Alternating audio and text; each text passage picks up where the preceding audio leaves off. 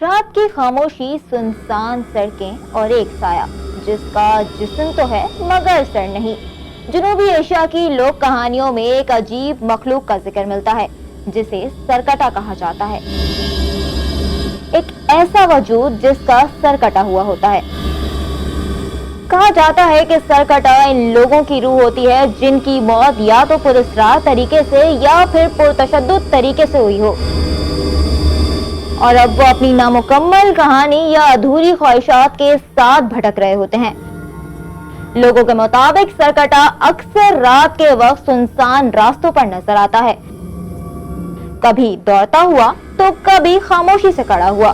کچھ روایات یا کہانیوں میں کہا جاتا ہے کہ وہ اپنے شکار کا پیچھا کرتا ہے، اور کچھ میں اسے صرف ایک بھٹکتی روح سمجھا جاتا ہے۔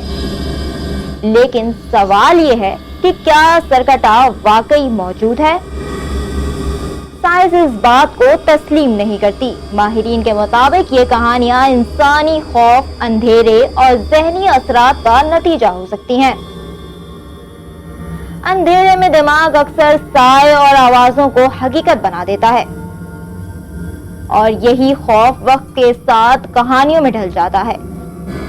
مگر پھر بھی کچھ لوگ آج بھی دعویٰ کرتے ہیں کہ انہوں نے سرکٹا دیکھا ہے۔ تو کیا یہ صرف ایک کہانی ہے یا واقعی کوئی ایسی چیز ہے جو ہماری سمجھ سے باہر ہے؟ حقیقت کچھ بھی ہو، لیکن سرکٹا آج بھی خوف اور تجسس کا ایک زندہ افسانہ ہے۔